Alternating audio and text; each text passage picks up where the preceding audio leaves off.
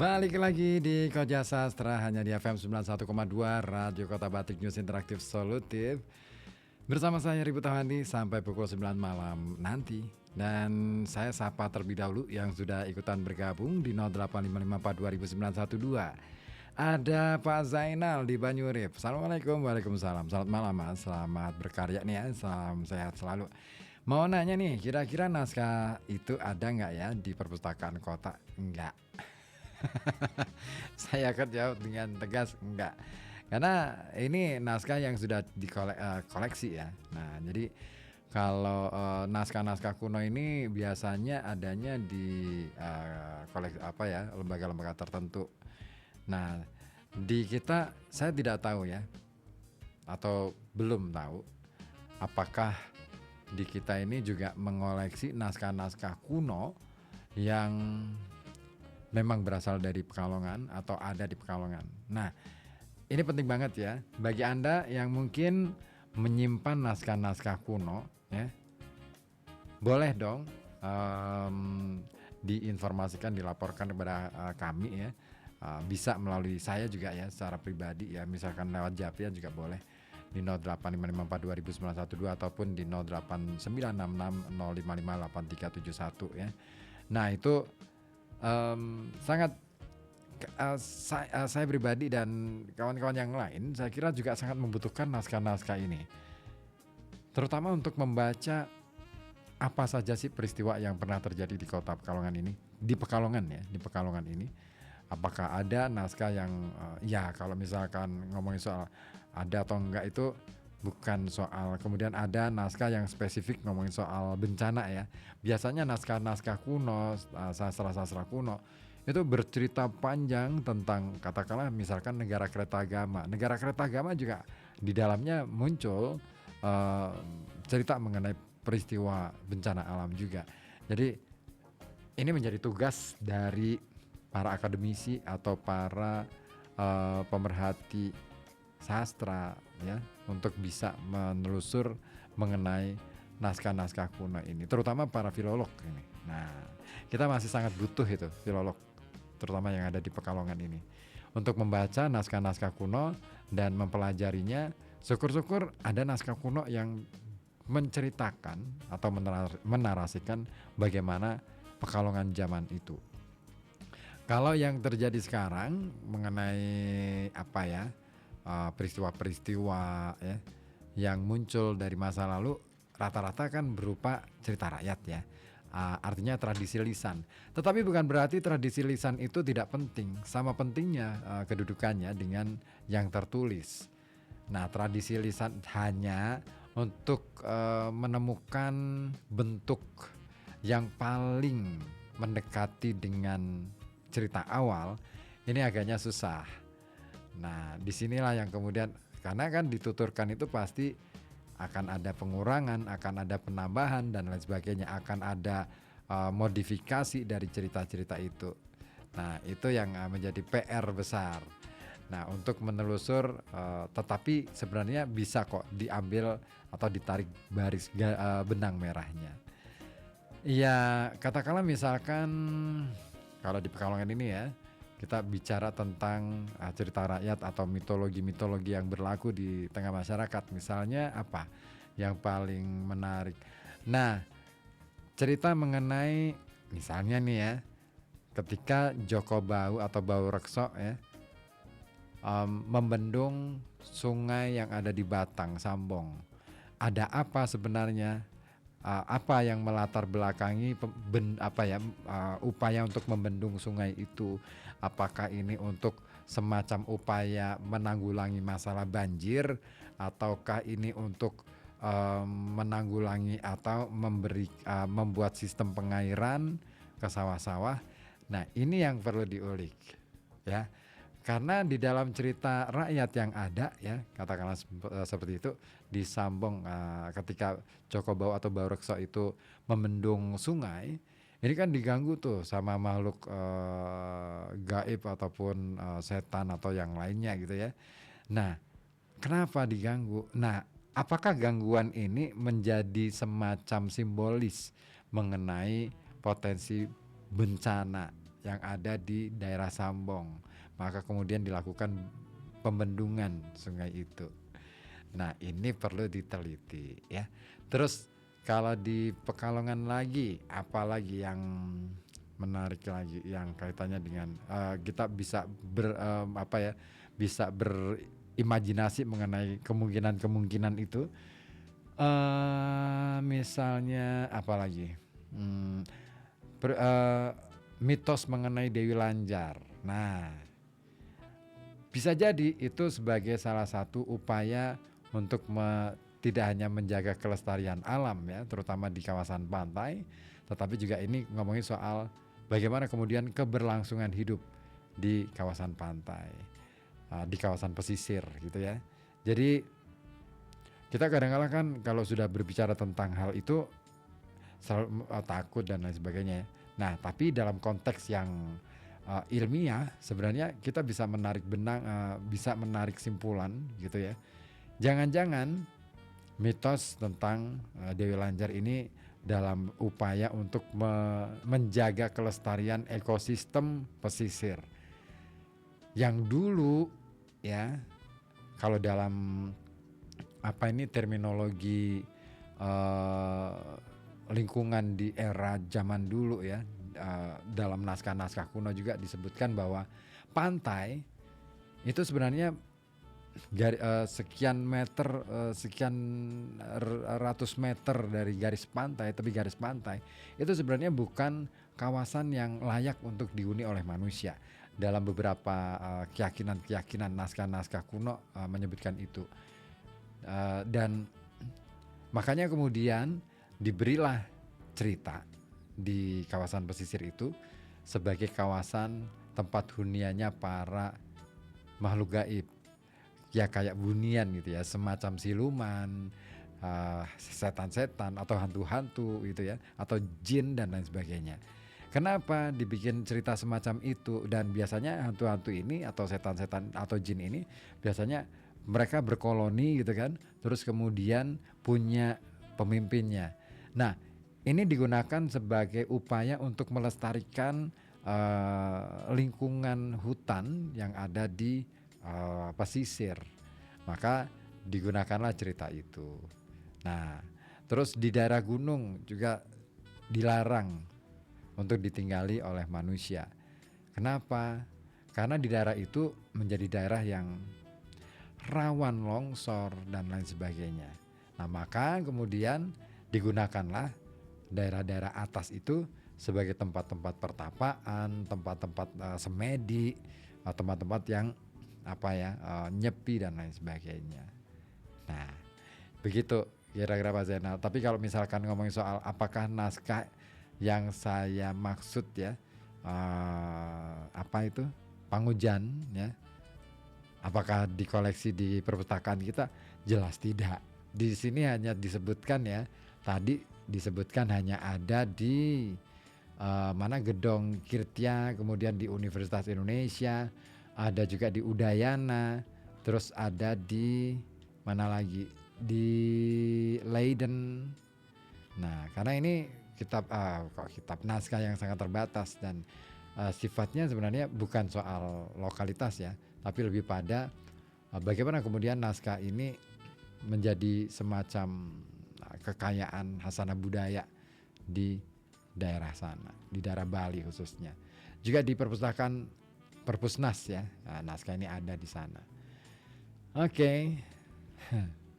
Jadi kalau misalkan kita berharap naskah ini ada di kita, ya kayaknya susah deh. Tapi mungkin saya akan cari ya yang versi PDF-nya. Biasanya ada. Oke. Teks Pangujan selain tadi bercerita atau menarasikan mengenai mantra-mantra untuk menurunkan hujan, ternyata juga bercerita atau menarasikan tentang fenomena gempa tektonik. Ya, teks ini merupakan teks mantra yang sebenarnya untuk mendatangkan hujan ya mantranya, tapi di dalamnya terdapat narasi gempa tektonik yang dibalut dengan mitologi. Ini dia kutipannya. Om idep aku Batara Guru, anunggang Garuda Putih, miber luhuring akasa. geger prawatek dewata kabeh.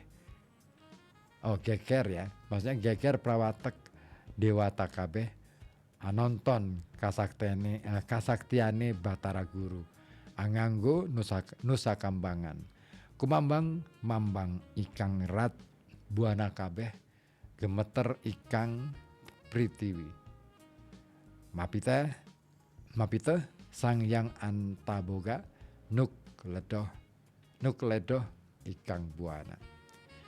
Nah, kalau kita memperhatikan naskah ini, kita bisa tahu ya, ada beberapa nama-nama yang diambil dari cerita-cerita pewayangan dan juga dalam konteks keyakinan juga. Ya, terjemahnya begini kira-kira. Ong dalam pikiranku Batara Guru menunggang Garuda putih terbang di atas angkasa.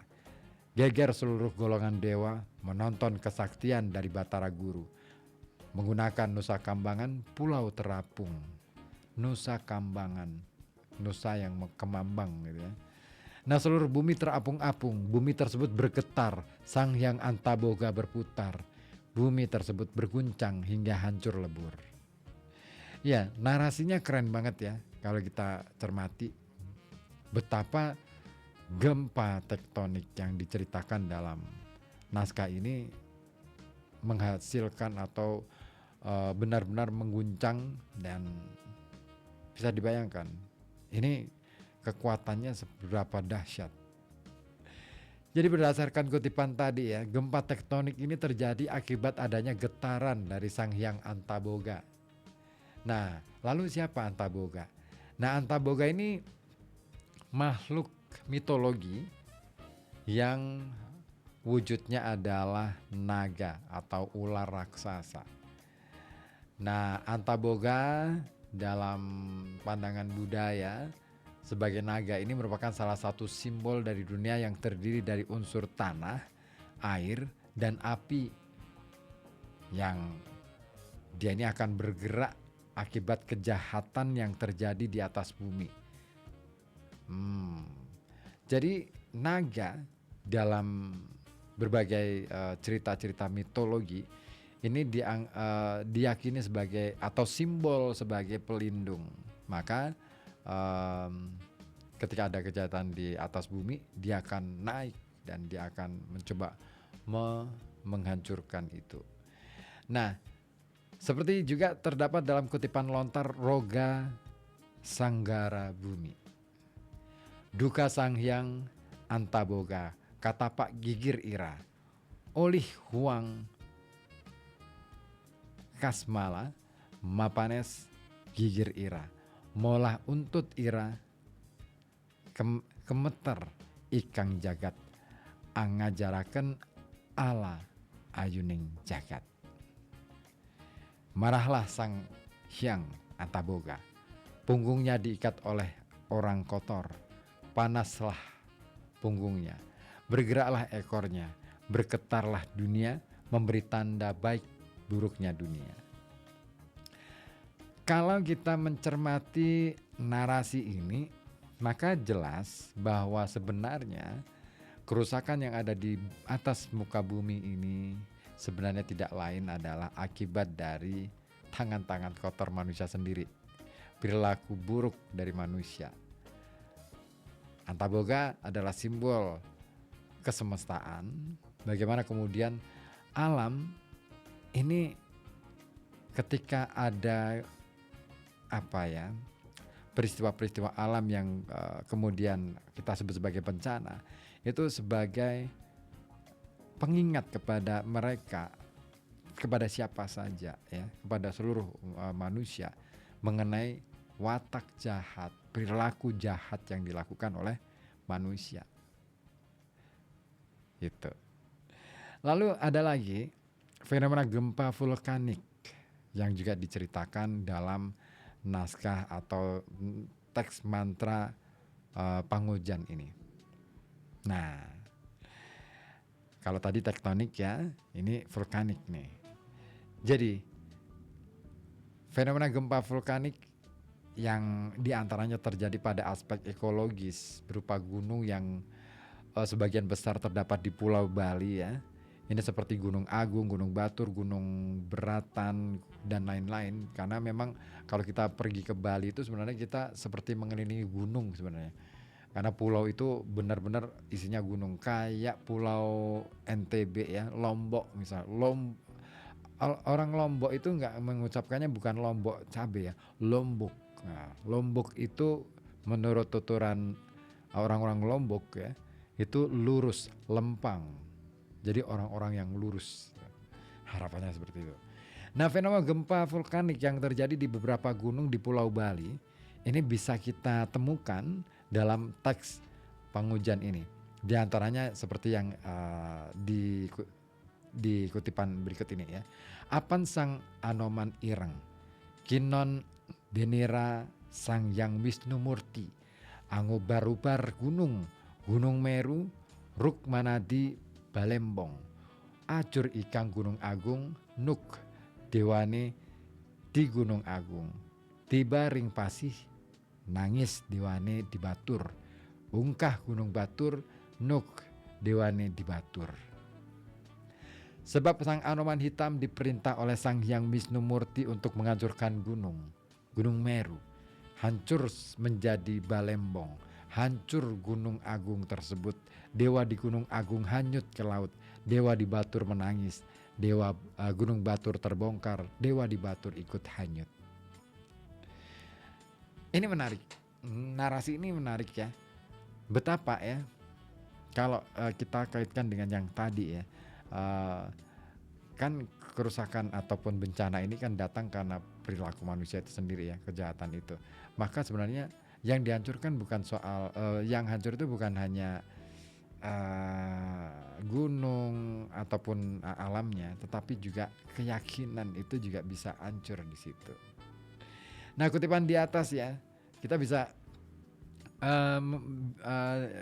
merupakan salah satu kutipan teks mengenai fenomena gempa vulkanik ya, yang masih dilatar belakangi oleh mitologi, yaitu hancurnya gunung-gunung seperti Gunung Meru atau Mahameru atau Semeru, Gunung Agung dan Gunung Batur. Dan itu disebabkan oleh pekerjaan Anoman yang diperintah oleh Dewa Wisnu. Nah, ini menarik. Bagaimana Dewa Wisnu kemudian memerintahkan Anoman untuk menghancurkan, sementara Dewa Wisnu itu dewa pengayom. Nah, maka secara logika, mitologi ini merupakan gambaran aktivitas vulkanik yang sebenarnya mengakibatkan bongkahan gunung-gunung hanyut menuju lautan atau hilir yang merupakan kawasan yang lebih rendah. Nah, simbol-simbol yang secara logika ilmiah terdapat dalam tokoh-tokoh yang ada di dalam kutipan tadi ya, seperti Anoman ireng atau Anoman hitam ya, ini merupakan simbol dari abu vulkanik atau awan panas yang berwarna gelap. Dewa-dewa yang menangis dan terhanyut di lautan merupakan simbol dari lahar panas yang keluar menuju daratan yang lebih rendah. Dan Dewa Wisnu yang merupakan simbol penguasa dunia bawah merupakan aktivitas fisik terjadinya gempa vulkanis. Nah, ini didukung juga dari teks yang berikutnya. Ih Dewi Ranjani sanae ki Bayu Suta, duktan anahana windu, atangkep akasa lawan pritiwi klepet. Sang Anoman aning awulu, dadya papeteng mandadi sang yang mega, pracandunira sang yang komarasidi, tumurun denira sang yang gelap, aliweran denira tatit kumaredep, oca ikang sagara geger sang yang antaboga, ring saptapatala, atapakan denira patma ngelayang,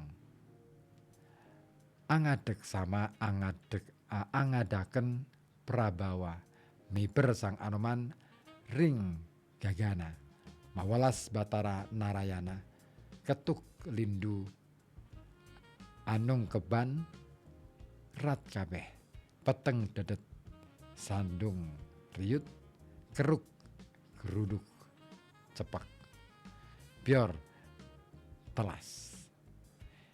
Dewi Ranjani memiliki anak Ki Bayu Suta atau Anoman. Ketika tidak ada sama sekali atau masih kosong, langit dan bumi masih menjadi satu. Klepet, dibaca 3 kali. Ong sang Anoman pada bulunya menjadi kegelapan, menjadi awan. Pracandunya sang yang Komaragana dan Komarasidi turun oleh sang yang gelap yang berhamburan. Oleh petir yang berkedip, lautan tersebut tumpah. Sang yang Antaboga menjadi geger di lapisan 7 dunia. Dimakan olehnya terata yang melayang. Semuanya berdiri menunjukkan kekuatan. Sang Anoman terbang di angkasa dikasih oleh Batara Narayana atau Wisnu. Gempa terjadi di seluruh dunia. Gelap gulita disertai petir pior. Dibaca 3 kali, selesai. Nah, dari kutipan tadi kita bisa menangkap bahwa Anoman yang seekor kera, bulunya disimbolkan sebagai awan mendung yang menyebabkan hujan. Nah, dalam Kakawin Ramayana Sargah ke-21, Anoman ini memiliki nama lain seperti Bayu Suta. Bayu itu angin, Suta itu anak dari angin, atau nama lainnya adalah Maruta Suta. Maruta itu angin, Suta itu anak. Maruti, nama lainnya ya. Pawana Suta, Pawana juga angin. Anila juga angin, Anila Putra, atau juga Baiwat Maja. Baiwat Maja ya. Yang merujuk pada angin semuanya. Nah, kekuatannya laksana angin yang besar, yaitu dapat menghancurkan atau mengalahkan musuhnya. Ya, memang ya kalau kita bicara tentang Anoman, dia kan pernah tuh belajar melayang juga ya, terbang pada Garuda gitu, Jatayu gitu ya. Nah, itu. Jadi dia bisa melompat tinggi gitu kan. Nah, dalam cerita Ramayana. Nah, dalam masyarakat lereng Merapi Merbabu, Anoman sebagai tokoh yang mendatangkan hujan linier dengan mitos udan ketek. Jadi kenapa ada udan ketek itu muncul karena itu tadi mitologi tentang Anoman. Nah, udan ketek merupakan sebutan untuk hujan yang turun di siang hari ketika terik ya. Nah, matahari terik-teriknya atau meletek ya. Oke. Nah, ada lagi nih kutipan yang menarik untuk saya hadirkan ke ruang dengar Anda. Om aku angrubuh gunung Pitu, rubuh gunung Trunyan, rubuh gunung Besakih, rubuh gunung Batur, rubuh gunung Cempagede, rubuh gunung Tambelingan, rubuh gunung Beratan, rubuh gunung Batukau, yat aku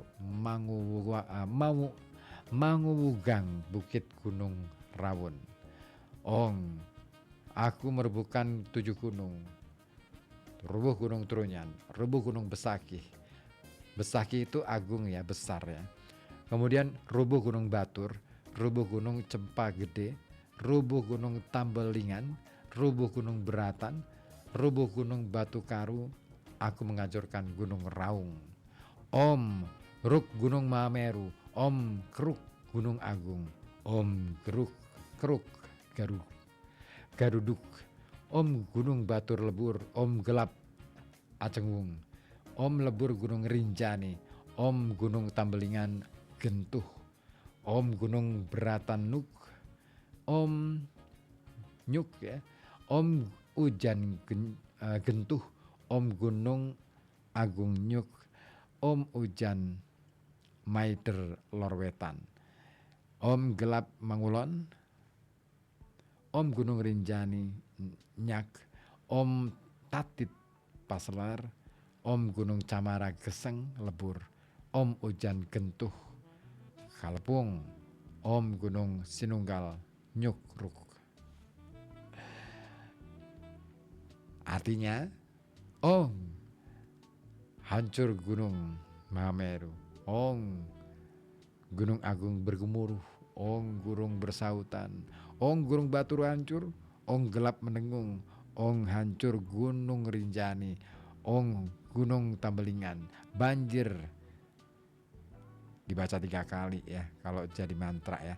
Ong gunung beratan hancur dibaca 3 kali. Ong hujan hingga banjir dibaca 3 kali. Ong hancur gunung agung. Ong hujan berkeliling di timur laut dibaca 3 kali juga. Ong gelap menuju barat dibaca 3 kali. Ong hancur gunung Rinjani. Ong petir bersautan dibaca 3 kali ya. Ong gunung Cemara terbakar musnah. Ong hujan hingga banjir hancur lebur dibaca 3 kali. Ong hancur gunung Sinunggal. Nah, kutipan ini menggambarkan gunung-gunung yang hancur, khususnya gunung-gunung Merapi Purba yang membentuk 4 danau kaldera besar di Pulau Bali. Seperti Gunung Batur atau Trunyan, Gunung Beratan, juga Gunung Tambelingan. Nah, aktivitas gunung-gunung Merapi Purba ini merupakan salah satu bentuk narasi yang berkaitan dengan terbentuknya Pulau Bali, khususnya 4 danau kaldera besar yaitu Danau Batur, Beratan, dan juga Tambelingan, serta Danau Buyan. Nah, jadi di sana dikatakan juga hancurnya Gunung Agung yang menyebabkan hujan di daerah timur laut, yaitu terkait dengan lokasi Gunung Agung yang berada di Karangasem, yang berada di Lorwetan, Kajakangin, Air Sania atau timur laut, merupakan lokasi yang sangat sakral dalam dunia Bali dan Gunung Agung sebagai puncak tertingginya. Nah, selain itu kawan, Karangasem atau tanah asam merupakan daerah yang kering, sehingga tradisi menurunkan hujan itu diperlukan untuk memenuhi kebutuhan air masyarakat. Seru ya kalau kita bicara dari perspektif naskah kuno, terutama dari mantra. Nah, ada yang mau menanggapi? Boleh ya. Oke. Ada yang nanya nih. Di daerah Dieng pernah ada hembusan racun yang menelan sejumlah korban. Nama-namanya tertulis di monumen menuju daerah Batur. Itu tahun berapa, Mas? Aduh, saya harus loading nih. Kenapa Mas naskah itu tidak dipublikasikan untuk dibaca secara, bukan tidak dibaca secara luas ya, tapi rentan Pak Zainal, karena masih ditulis dalam bentuk lontar ya. Rentan untuk hancur gitu. Jadi perlu hati-hati kalau misal. Jadi kenapa sih membaca naskah lontar itu kita perlu hati-hati? Bukan satu karena ini bisa rusak. Yang kedua, kadangkala ada naskah-naskah kuno, naskah-naskah lontar yang di situ juga dibubuhi zat-zat tertentu yang beracun. Oke deh. Oke ya, terima kasih Pak Zainal di Banyurip. Kayaknya penasaran banget ya Pak Zainal ya. Oke deh, tidak apa-apa, lain waktu deh ya. Sudah menit ke-47 saja. Oke deh, saya akan kembali nanti di Koja Sastra. Jangan kemana-mana, tetap di sini di FM 91,2 Radio Kota Batik, News Interaktif Solutif. Ya, pokoknya jangan kemana-mana aja deh ya, pokoknya jangan kemana-mana. Kita simak beberapa informasi yang mau melintas dulu. Oke.